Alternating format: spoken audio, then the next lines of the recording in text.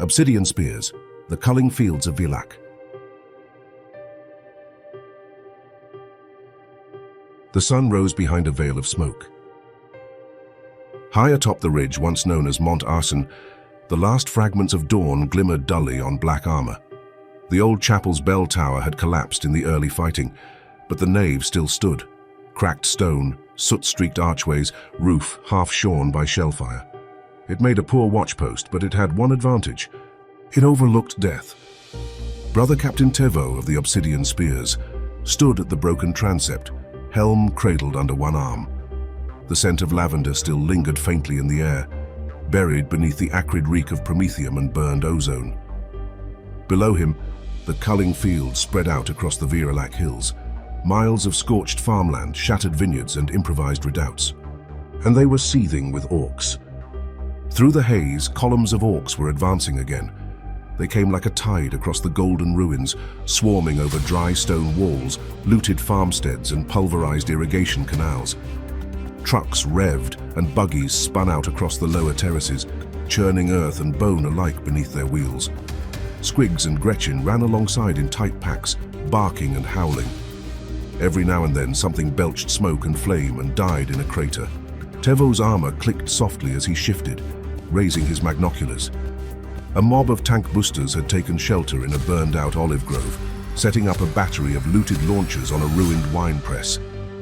Near them, a monstrous knob was leading a pack of boys straight through a stretch of barbed wire and minefield. The mines exploded. The Orcs barely slowed. "Third wave in 2 hours," Tevo said, lowering the lenses. Behind him, the black-armored forms of his command squad stood within the gutted nave. Sergeant Karan leaned on his glaive, quiet and grim, cleaning the blade with a strip of stained priestly vestment. Brother Iwi crouched beside a collapsed altar, checking the auspex mounted on his vambrace, its screen flickering with proximity warnings.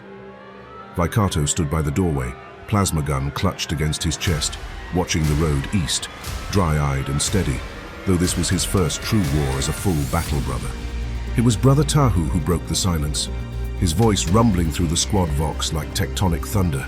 2 hours to fortify a hill that's already half ash. Generous. Heavy resistance to the east flank, Iwi murmured. Steel Legion elements withdrew last night after losing 2 chimeras. They were ordered to withdraw, came a new voice.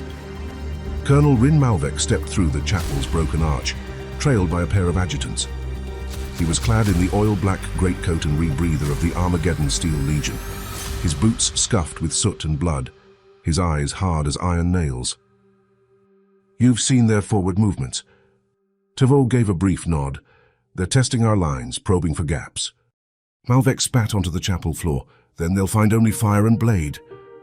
The 2 men stood silently for a moment, gazing down at the fields. The Orcs seemed to stretch forever, billowing across the hills like green mold, spores and banners flapping in the wind. Tevo could make out war paint, red glyphs daubed over yellow armor, snarling glyphs that screamed, "Wah!" in every crude dialect imaginable. "How long have your men held here?"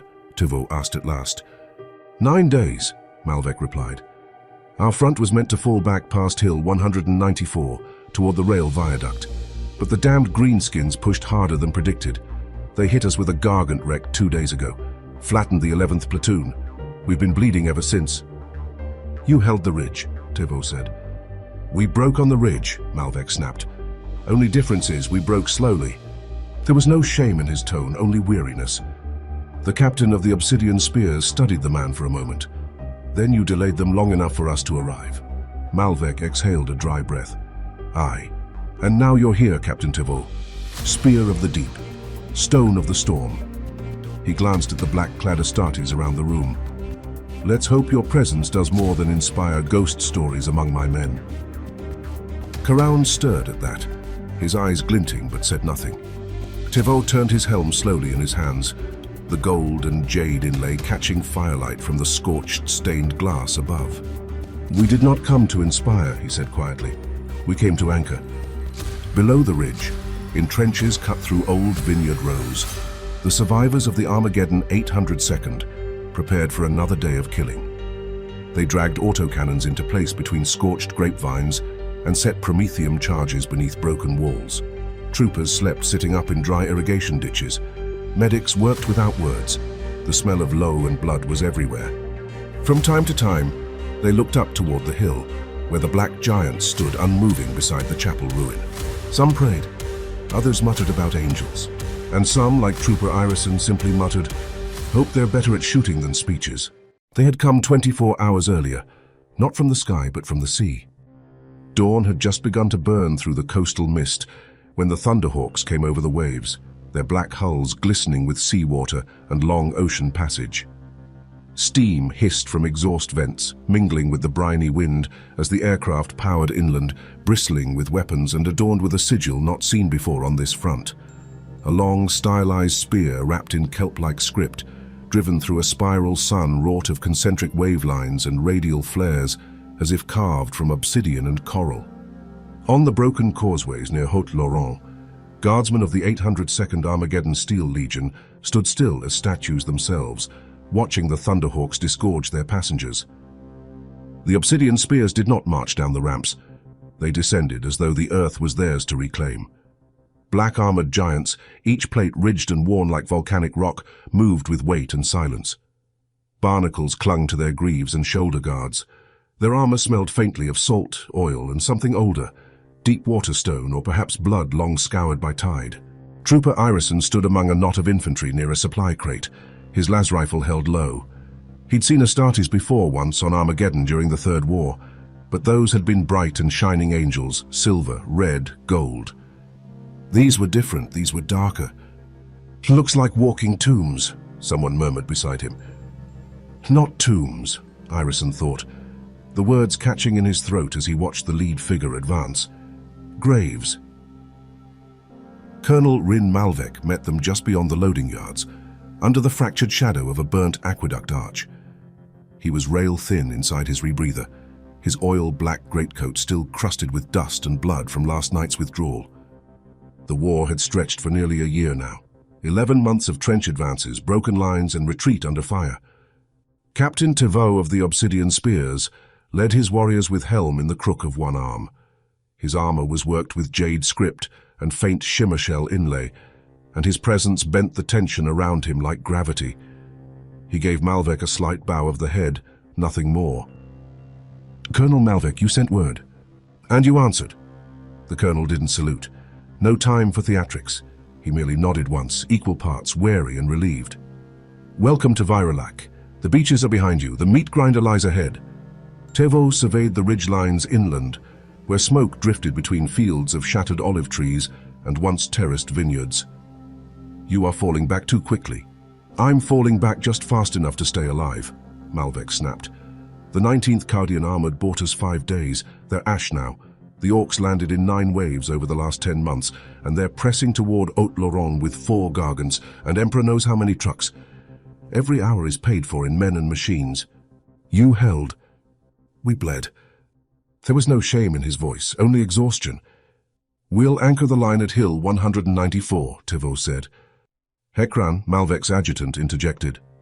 "Begging your pardon, my lord, but this isn't the kind of war the Astartes tend to get called in for. It's trench holds and hull breaches, not honor duels.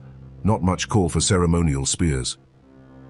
Karan, standing just behind Tevo with his glaive across his back, said nothing, but his eyes turned toward Karan very slowly, who wilted under the glare.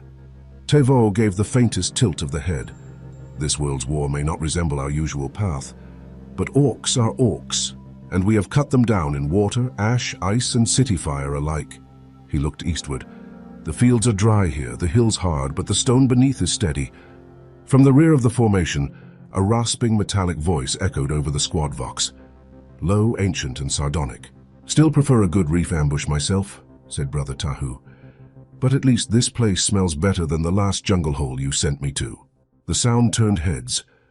Tahu emerged with a ponderous step, his dreadnought frame rumbling like a submerged engine. Coral and iron bones studded his chassis. One arm ended in a massive claw fitted with reinforced ceramite blades. The other carried a multi-barreled assault cannon that idled with faint menace. His hull was streaked with salt. Faded glyphs marked campaigns lost to record. Karan took a step back involuntarily, hand twitching toward his belt. "Throne!" Peace, said Malvec, one hand raised. I remember the tales. That's no vox distortion. Well, you're not deaf, Tahu rumbled. Better than most of the brats I've met lately. Later that day they reached the hill. Hill 194 had once been known locally as La Garde Bleue, the Blue Guard. It was named for the color the wildflowers turned at midsummer, a hue that had once shimmered like a painted sea across the terraces. But the flowers were gone now. Firestorms and shelling had torn them from the soil. The name remained, whispered with a bitter edge by survivors who remembered how bright the hill had once been. Now it was ringed with sandbags, half-flooded trenches, shattered vineyard walls braced with ferrocrete and tank traps. At the summit stood the gutted chapel of Saint-Arsen, its bell tower shattered, its nave collapsed on one side, its stained glass long since blackened by smoke. The Steel Legion had held the hill for 9 days. Barely. The Obsidian Spears climbed to the top without ceremony. They did not speak. They did not rest. They simply moved into position along the ridge behind heavy bolters within the broken chapel. Sergeant Karan walked the lines once and marked 4 overlapping kill zones with a broken stick and a nod.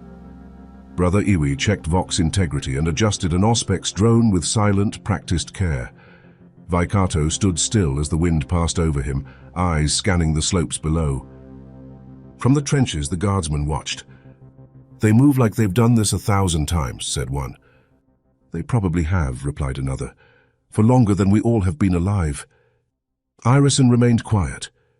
He watched them atop the hill, their black armor still as monoliths, their presence more felt than seen. They're anchors, he said at last. They don't need to move. The world moves around them.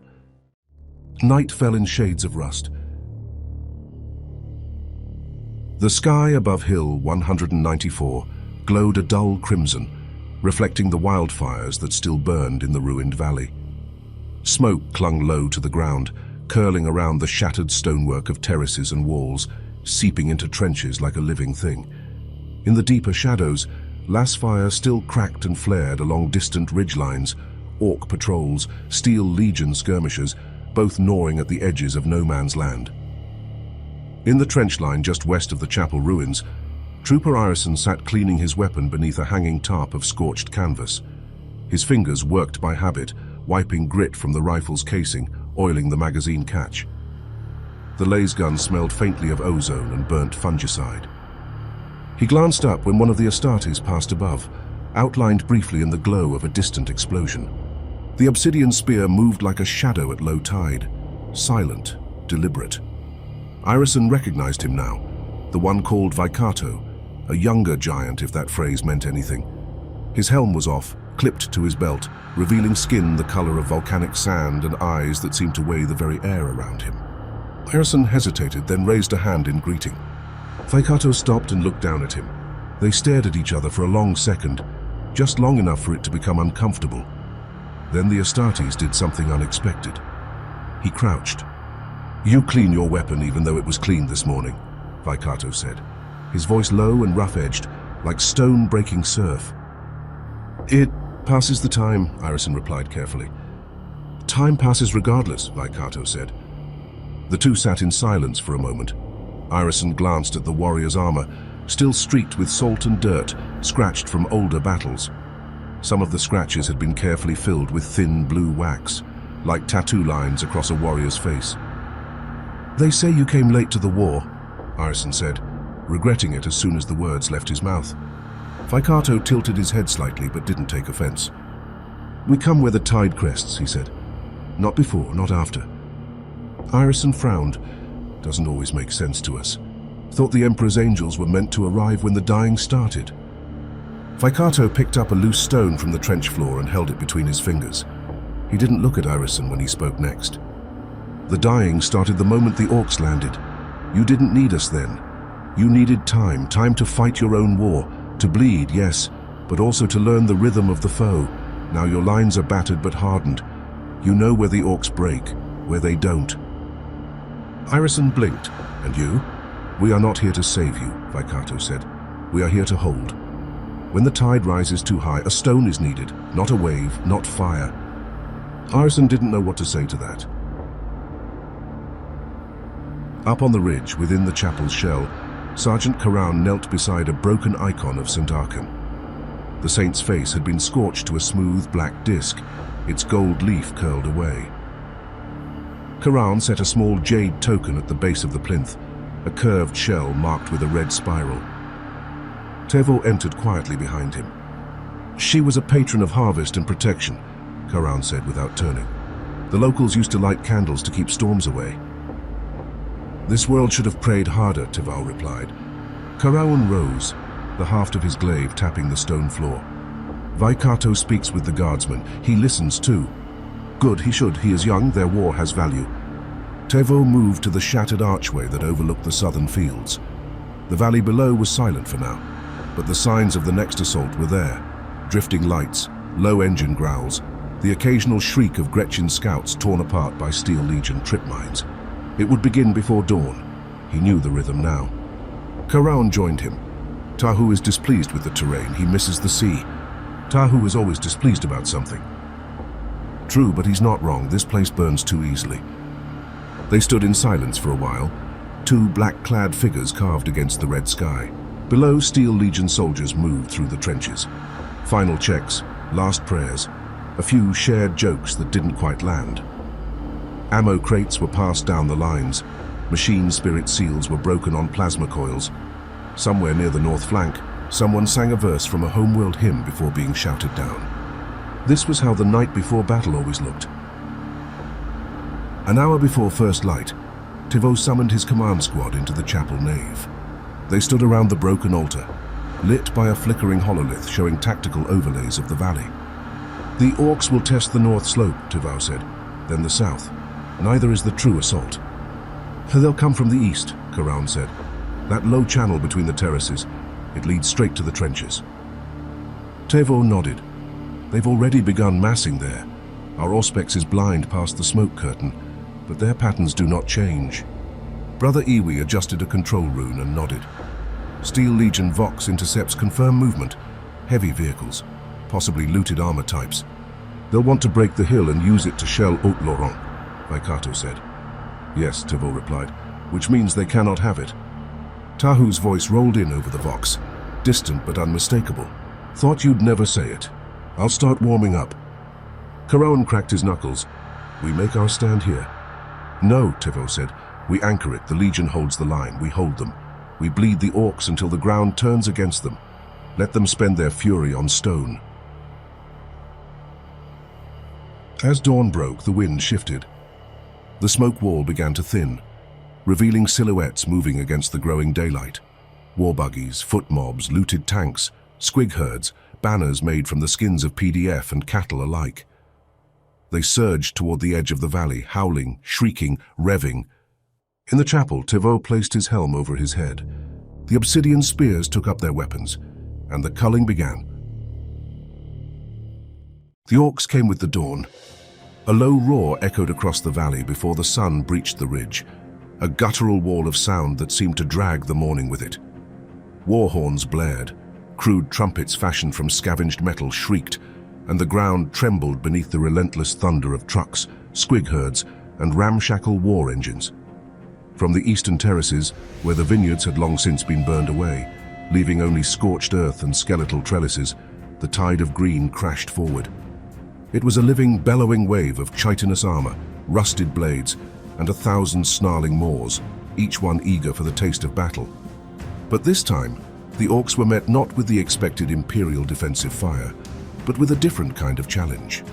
High atop Hill 194, silhouetted against the bruised purple of the pre-dawn sky, the Obsidian Spears moved, not to fire, not to charge, but to perform. In the shattered nave of the chapel and along the broken ridgelines, the adept Astartes of the Obsidian Spears began their ritual. This was the Haka Ote Kohatu, the dance of the stone. It began with a low, guttural chant, a sound that seemed to rise from the very earth, vibrating through the bones of the Steel Legionnaires huddled in their trenches below. It was not loud, not yet, but deep, resonant, like the grinding of tectonic plates. Their black ceramite armor, still streaked with the salt of their homeworld and the grime of this one, seemed to absorb the nascent light. Then came the movements, synchronized, deliberate, each gesture a statement of defiance. They struck their chests with gauntleted fists, a sound like hammers on anvils, a rhythmic thud that carried across the valley. Their boots stamped the broken ground, sending tremors through the rock. They slapped their thighs, their arms, their voices rising, not in a roar, but in a controlled, furious exhalation of breath. Their eyes, visible through the narrowed slits of their helms, or the grim set of their exposed faces, were wide, dilated, unwavering. They protruded their tongues, a gesture of challenge and contempt, their faces contorted into masks of primal ferocity. Each movement was sharp, precise, a coiled spring of violence held in check. It was a dance of intimidation, a challenge thrown not just to the approaching orcs, but to the very concept of defeat. The Steel Legionnaires watched, mesmerized. Trooper Ireson, shivering in his trench, felt the hairs on his arms rise. It was terrifying, yet utterly compelling. These giants, these angels of death, were not merely preparing to fight. They were declaring their intent, binding themselves to the earth, to the stone they had sworn to hold. Across the valley, the orc advance faltered. The guttural roar of the WAAAGH choked, replaced by confused grunts. Even the most mindless boys, driven by instinct, felt the primal challenge. They paused, their crude engines sputtering, their war horns falling silent. They understood on some deep subconscious level that this was not just another foe. This was a force that would not yield, a stone against which their tide would break. For a precious few seconds, the battlefield was silent, save for the rhythmic, thunderous challenge of the Obsidian Spears. From the chapel shell atop Hill 194, Brother-Captain Tevau watched. He stood unmoving, black armor silent, spear gripped firmly at his side. His eyes tracked the largest vehicle, a monstrous looted baneblade, its super-heavy chassis clattering through rubble like a land dredger. It bristled with orc weapons, haphazardly welded autocannons and oversized sluggers protruding from every available surface, and was crowned with a screaming war boss, a hulking brute of muscle and scarred hide, waving a stitched banner made from flayed human skin. The banner, emblazoned with a crudely painted red glyph for WAAAGH, seemed to pulsate with the orcs' frenzied energy. "Wait for the fire," Tivolo murmured, his voice a low rumble within the squad vox, audible only to his immediate command. His patience was a weapon, honed over centuries of war. He knew the orc mind, their predictable, brutal charge. They would commit fully, blindly to the assault, and that commitment would be their undoing. Moments later, fire answered. The 802nd Armageddon Steel Legion's basilisks, hidden in their rearward emplacements miles behind the hill, opened up with a coordinated, deafening roar, belching thunder across the valley. The ground beneath Tevau's feet vibrated with the concussive force. Great arcs of high-caliber shells, each the size of a man, soared overhead, screaming through the pre-dawn gloom before falling like iron rain among the dense orc ranks. Explosions tore open mobs, sending geysers of green gore and mangled limbs skyward. War troops, overloaded with screaming boys, were flipped onto their sides, their makeshift armor crumpling like tin foil, their occupants scattered like broken toys. The initial wave of orcs faltered, momentarily stunned by the sheer destructive power.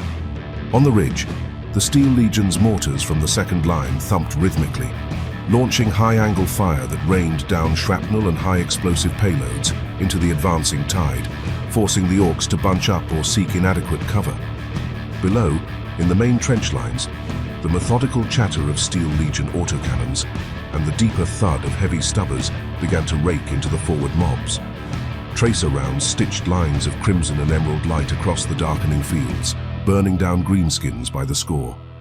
The air filled with the acrid scent of cordite, ozone, and the metallic tang of fresh blood. Yet the orcs, driven by their innate, unthinking aggression, howled louder and pressed on, uncaring of their mounting casualties, nearly half of their number never nearing the Legion trenches. Their numbers were a weapon in themselves, a living shield for the more formidable elements of their force. The front trench buckled first. The Steel Legion guardsmen, though hardened by months of fighting, were still mortal. Boys, their faces contorted in brutal glee, poured into the killing zones. They trampled over fallen comrades, their crude choppers and sluggers rising and falling in a frenzied rhythm.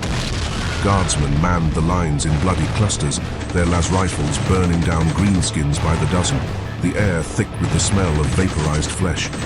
Every shot was a desperate prayer, every reload a race against time.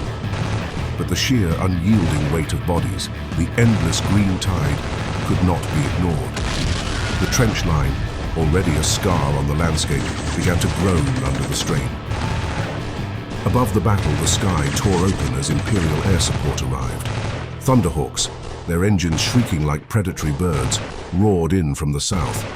Twin-linked heavy bolters mounted on their wings scythed into Orc formations, tearing apart masses of infantry and light vehicles with devastating efficiency.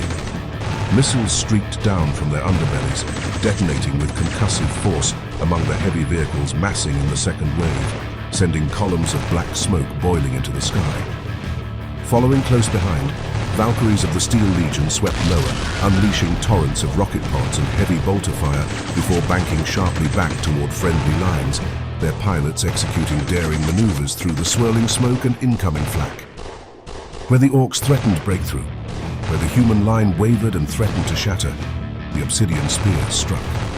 Operating in coordinated squads, the Spears redeployed from ridge to trench in staggered formations, their descent as precise and inevitable as a falling meteor. They were guided by Vox priority requests from Imperial forward observers, their movements synchronized with the desperate cries of the guardsmen below. Squad Tuhika, led by their grim-faced sergeant, vaulted into a collapsing trench line under heavy fire, their bolters roaring with a sound like tearing fabric. Each bolt round exploded within Orc flesh, turning greenskins into showers of viscera. One Marine, identified by his squad markings as Brother Karan, was struck squarely in the shoulder by a rocket, spun backward and buried under rubble. "Kalan down!" came the urgent clipped Vox report from Brother Ely, his voice tight with controlled urgency. "Anchor here, hold until we can extract." Vicato's squad fought behind the central breach, where the Orc pressure was most intense. They moved in unison, a precision-formed wedge that punched through the greenskin ranks, their ceramite boots crushing bones and dislodging skulls. They moved to relieve a cluster of besieged guardsmen who had been reduced to fighting hand-to-hand with fixed bayonets. Vicato's plasma gun, a weapon of contained fury, hummed with destructive energy, burning through Orc armor and flesh with blinding flashes of blue-white light. Heavy stubber nests to either side, manned by Steel Legionnaires, laid down suppressing fire, their barrels glowing cherry red. Guardsmen, their faces streaked with soot and fear, rallied in the shadow of the grim Astartes' presence, their lines stiffening, their resolve rekindled by the very sight of the towering warriors. "Focus fire! Tunnels 5 and 7, Vicato voxed, his voice calm amidst the maelstrom. "They're using the old irrigation routes to flank. Cut them off!" His tactical awareness, honed by years of brutal training, allowed him to see the patterns in the Orc chaos, to anticipate their next crude yet effective maneuver. Along trenchline Theta, Irison crouched low behind a dirt-crusted hab-block wall repurposed as a firing step. The ground shuddered violently as another basilisk shell impacted behind the Orc lines, sending a shockwave that rattled his teeth. He swore under his breath as the last-pack in his rifle hissed empty, the weapon's power cell drained. "Reloading!" he shouted, his voice hoarse, fumbling for a fresh pack from his webbing. His hands trembled, not just from the cold, but from the raw, unadulterated fear that gnawed at his gut. Next to him, Brother Akaha, one of the Obsidian Spears, loomed like a dark statue, calmly picking targets with his bolter. Each shot was a controlled burst, each bolt round finding its mark with brutal efficiency. The roar of Orc engines swelled, a guttural crescendo, as a mob of armored knobs, clad in scrap megaplates and wielding oversized power claws, stormed the very lip of the trench. "Back! Get back!" Irison yelled, his voice cracking. But the soldiers beside him were already falling, their screams cut short by the crunch of axes and the roar of sluggers. Akaha moved. He vaulted the sandbags with a bellowed Tuaruan battle hymn, a deep, resonant chant that seemed to carry above the din of battle. His chainsword whirred to life, a hungry buzzsaw of ceramite teeth, and he cleaved one knob in half with a single devastating swing. He planted his feet over the crumpled bodies of 3 guardsmen, forming an immovable bulwark, and took the brunt of the charge. The Orcs slammed into him, a wave of green muscle and crude weaponry. 2 more spears came to reinforce, the last of their squad, their bolters spitting death. Akeha's helm was smashed by a chopper, the ceramite cracking open to expose a horrific gouge across his scalp. It was a wound that would have killed a lesser man instantly, yet he kept fighting, his remaining eye burning with cold fury.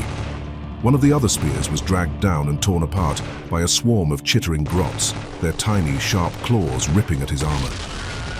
The trench wall, already weakened, collapsed inward under the weight of the surging orcs, burying more guardsmen. Irison scrabbled back through the mud, ears ringing, the smell of blood and burning promethium thick in his nostrils. He watched, horrified, as the obsidian spear, Akeha, finally fell beneath a weight of green flesh, his form swallowed by the tide. Akeha rose once more, a defiant blood-soaked silhouette, only to be impaled through the chest by the jagged clawed arm of a monstrous knob. The Astartes warrior spasmed, then collapsed, finally still. "Bastards," Irison whispered, the word a raw, choked sound lost in the roar of battle.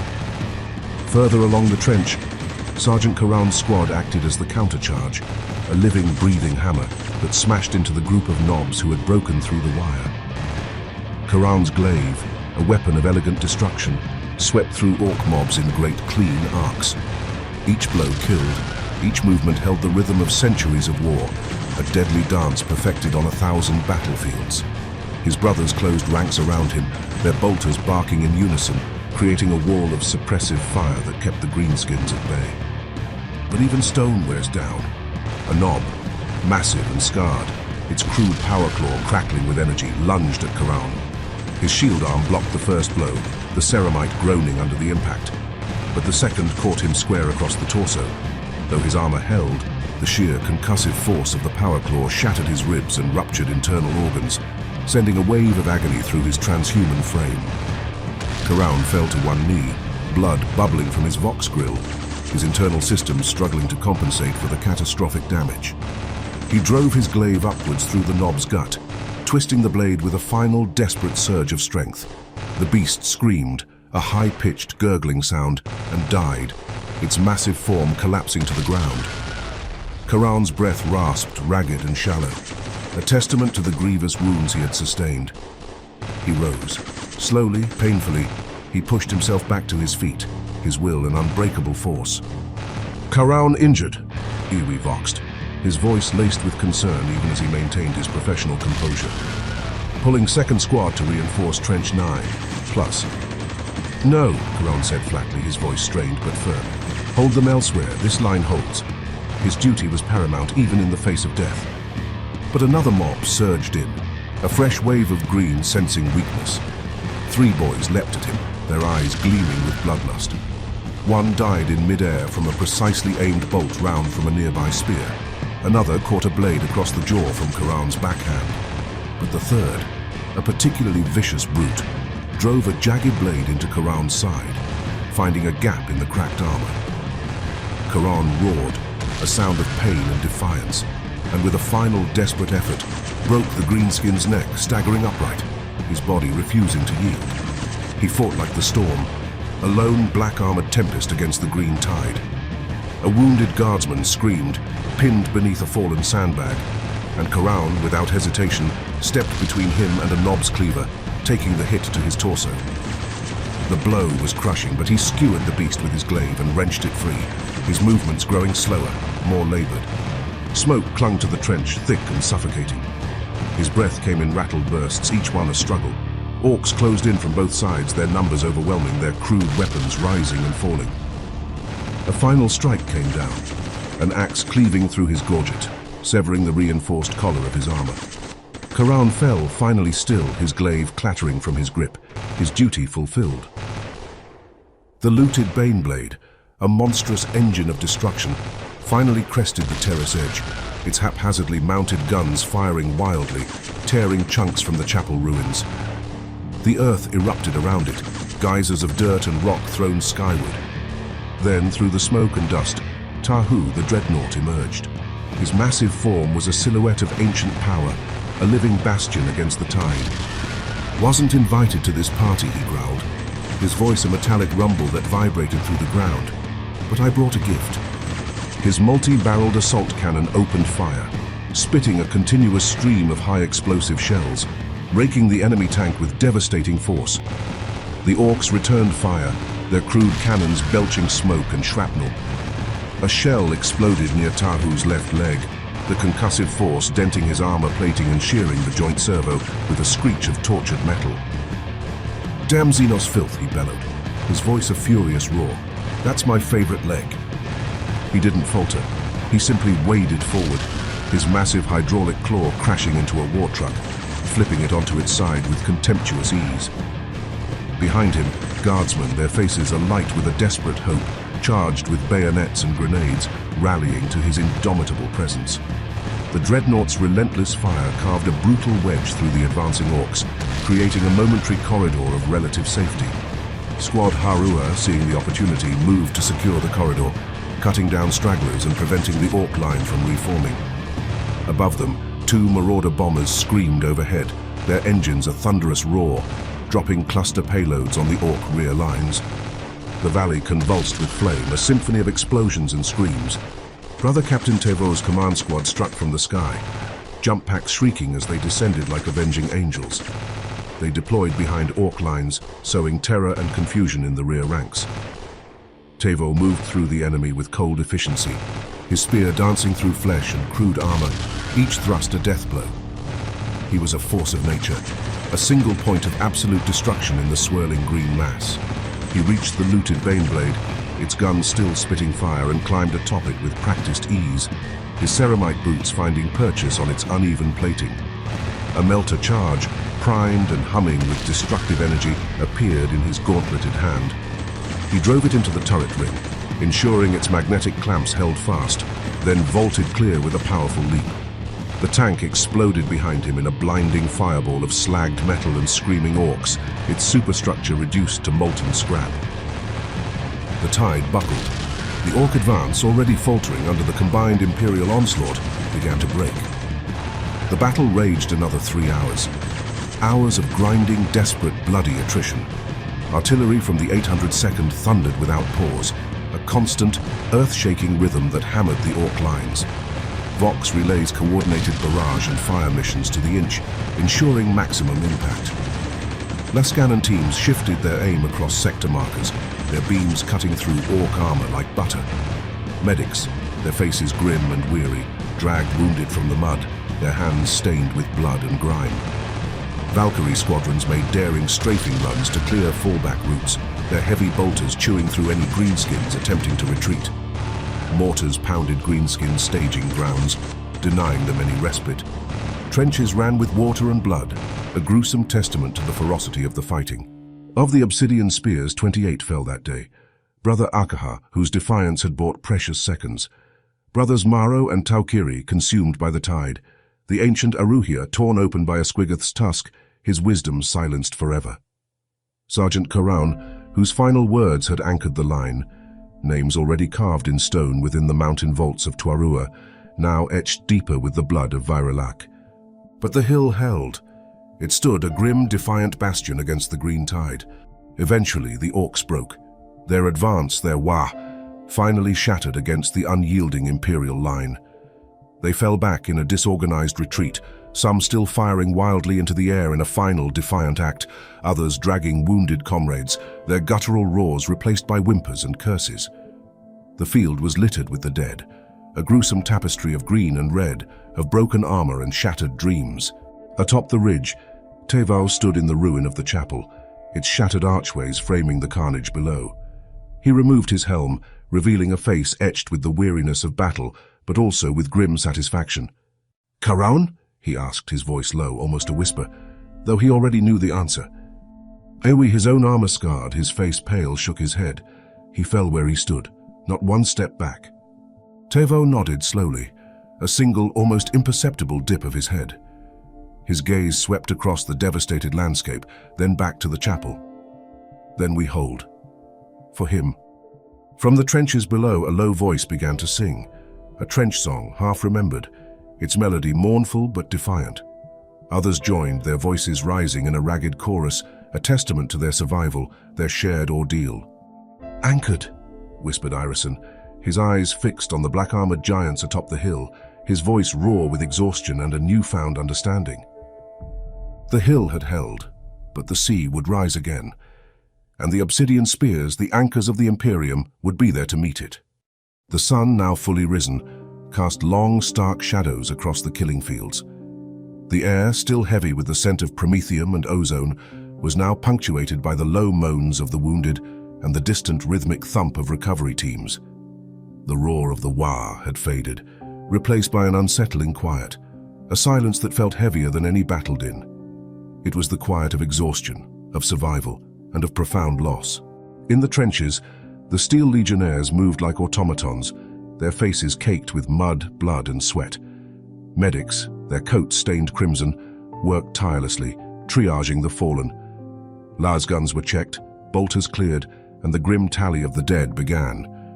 Every few minutes, a distant, muffled explosion would mark a demolition team clearing a booby-trapped Orc vehicle or a particularly stubborn green-skinned corpse. The victory was real, but it felt thin, fragile, bought at an unbearable cost. Trooper Ireson, his las rifle slung over his shoulder, walked the trench line with a grim purpose.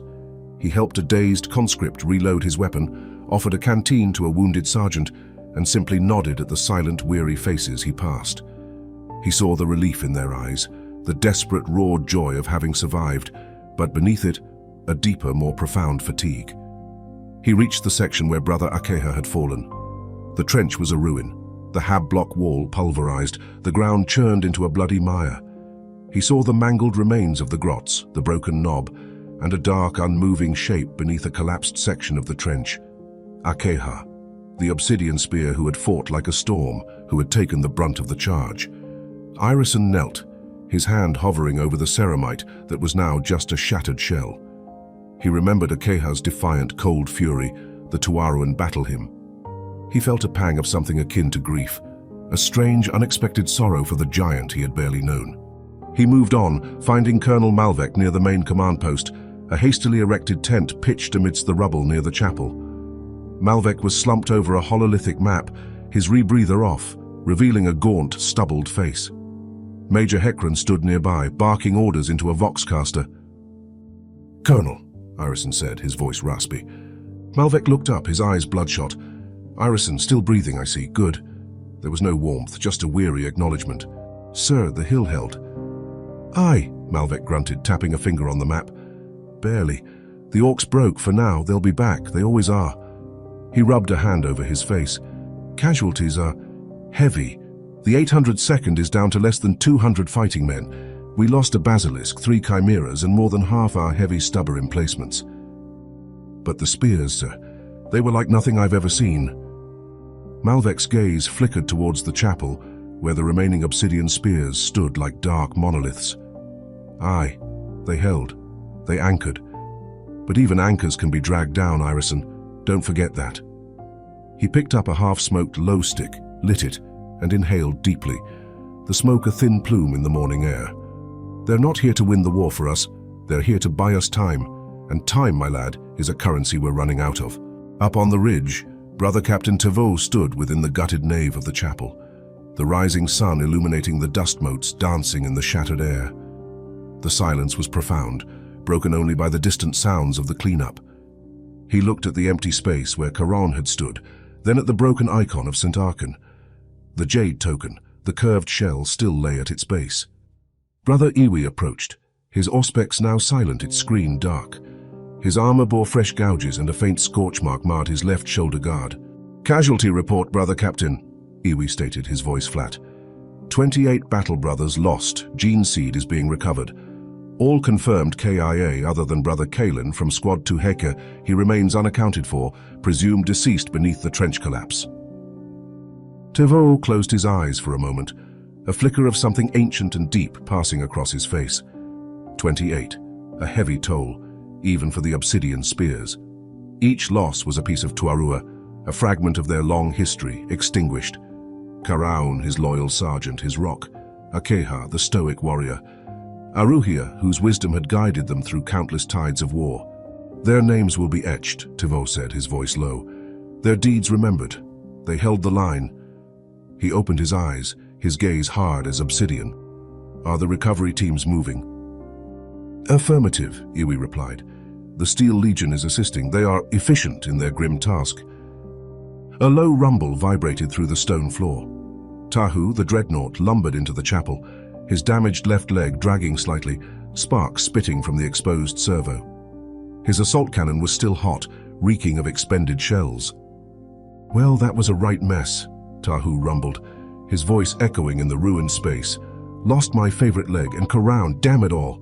Tevo turned to the ancient warrior. "He held." "He did," Tahu conceded, his metallic voice softening almost imperceptibly. "He always did. A good anchor, that one. Shame to lose him to a bloody orc axe. Should have been a kraken or a volcanic eruption." Vaikato entered. His plasma gun cooled, his movement still fluid despite the dried blood and grime on his armor. He looked at Tevo, then at the empty space where Karan had been. "The Orcs are truly broken, Brother-Captain," Vaikato reported. "Their WAAAGH on this front has dissipated. Reconnaissance drones report disorganized retreat far into the eastern valleys. They will not return for days, perhaps weeks." "Good," Tevau said. "Then we have bought the Imperium time, and the Steel Legion a respite." He walked to the shattered archway that overlooked the valley, the wind whipping at his bare head. The sun was higher now, revealing the full horror of the carnage below. Thousands of orc corpses, shattered vehicles, the scattered remnants of human and xenos alike. It was a landscape of death, a testament to the ferocity of the Culling. A few hours later, Colonel Malvec approached the chapel again, this time with a small retinue of his surviving officers. He looked marginally less exhausted, a flicker of grim satisfaction in his eyes. "Captain Tevau," Malvec began, a hint of respect in his voice. The line held. You did what you said you would. You anchored it." Tevo merely nodded. The Steel Legion fought with courage. They bled and they held. Malvec inclined his head. "We did, and we will again, but for now, we have a chance to consolidate, to bring up reinforcements, to bury our dead." He paused, then looked directly at Tevau. "What now, Captain? Will you remain, or do the tides of war call you elsewhere?" Tevo looked out at the vast, wounded land. His chapter's duty was not to garrison, but to strike, to anchor, to break the crest of the enemy's tide wherever it threatened to overwhelm. Virelaque was secured for now. The immediate threat was neutralized. "Our purpose here is fulfilled, Colonel," Tevo stated. "The WAAAGH is broken, the stone is held." Malvec's face showed a flicker of disappointment, quickly masked. He had hoped for a longer stay, perhaps. "I understand. The Emperor's work is endless." He extended a hand, a rare gesture from the grim colonel. "Then, on behalf of the Armageddon 802nd and the Imperium, thank you, Captain Tevau, and my condolences for your fallen." Tevau took Malvec's hand, his gauntlet a solid, unyielding grip. "And mine for yours, Colonel. Your men fought well." As the last light faded from the sky, painting the western horizon in hues of bruised violet and fading gold, a different kind of silence settled over Hill 194.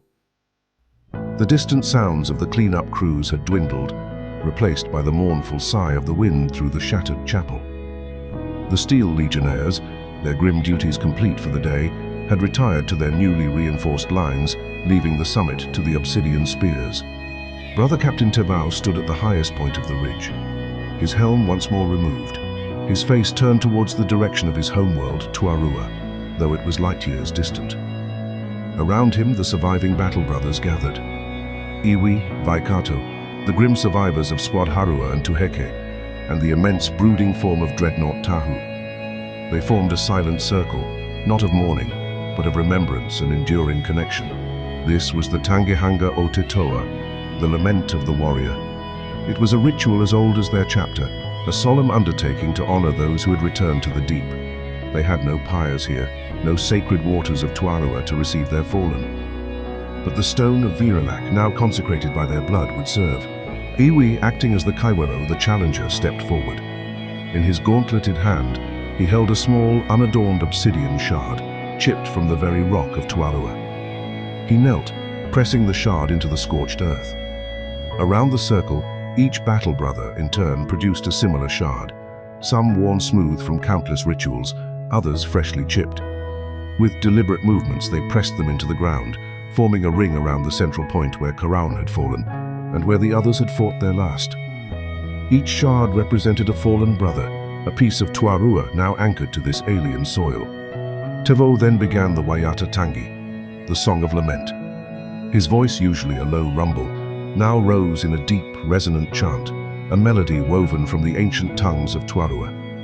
It spoke not of sorrow, but of the strength of the fallen, their unbreakable spirit, and their journey into the embrace of the deep. The other spears joined him, their voices blending into a powerful, mournful chorus that seemed to carry on the wind, a sound that was both a farewell and a promise. Waikato, his young face etched with solemnity, stepped to the center. He carried a small, intricately carved wooden effigy, a stylized representation of a sea spear, adorned with the shimmer shell inlay characteristic of his homeworld. This was a tiki, a representation of the ancestral spirit. He placed it gently amongst the obsidian shards. For Sergeant Karan, he stated, his voice clear, whose will was stone and whose spirit now guides the currents. He then placed a second, smaller effigy, uncarved, beside it. And for Brother Akeha, and all those who fell, their journey is swift, their honor eternal. Tahu, despite his bulk and the lingering damage to his chassis, performed his part of the ritual. With his massive hydraulic claw, he carefully placed a collection of salvaged orc choppers and sluggers onto the ground before the effigies. They were broken, twisted, rendered useless. Offerings of the defeated, he rumbled, his voice devoid of its usual sarcasm, imbued with a deep, ancient reverence. Their weapons are broken. Their WAAAGH is silenced. The deep claims its due. It was a symbolic act, a final assertion of dominance over the enemy who had claimed their brothers. As the ceremony continued, Tevau took a small flask from his belt, filled with brine from the coastal waters of Tuarua when they had departed. He poured it slowly over the obsidian shards and the effigies, the salt water mingling with the dry dust of the battlefield. "From the deep you came," he intoned, his voice echoing in the ruined chapel. "To the stone you anchored. To the deep you return. Your watch is ended. Your journey begins anew." The ritual concluded with a final, unified kamate, a powerful, defiant chant that spoke of life over death, of strength and unwavering resolve. It was not the aggressive haka of the morning, but a quiet internal affirmation, a binding of the living to the dead, and to the enduring spirit of their chapter.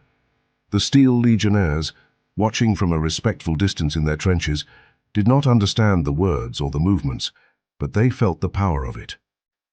They saw the grim determination in the faces of the Obsidian Spears, the profound bond that united them.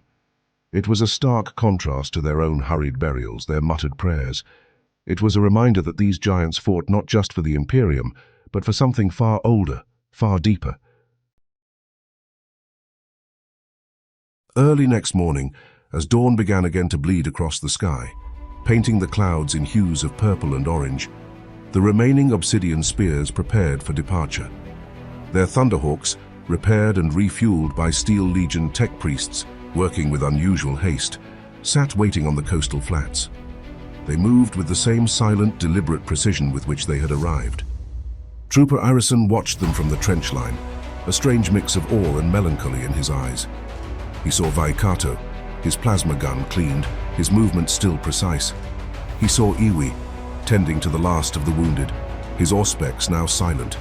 He saw Tahu, his damaged leg repaired, his massive form a testament to enduring might. They were leaving, just as quickly as they had arrived. He thought of Karan, of Akeha, of the others whose names he didn't know, now just buried beneath the scarred earth. They had anchored the line. They had paid the price. The last of the Obsidian Spears boarded their gunships. The Thunderhawks rose from the surf, not with a shriek, but with a deep, resonant hum, their black hulls disappearing into the twilight like ghosts returning to the deep. The hill had held. The battle was won. But Irison knew, with a certainty that settled deep in his bones, that this was merely a pause. The galaxy was vast, and the threats were endless. The Orcs would rise again, a green tide swelling from some forgotten corner of the void. And somewhere, in the shadowed depths of the Imperium, the Obsidian Spears, the anchors of humanity, would be waiting, always waiting, for the tide to crest, for the stone to be needed. Don't forget to like, comment and subscribe if you have enjoyed this story.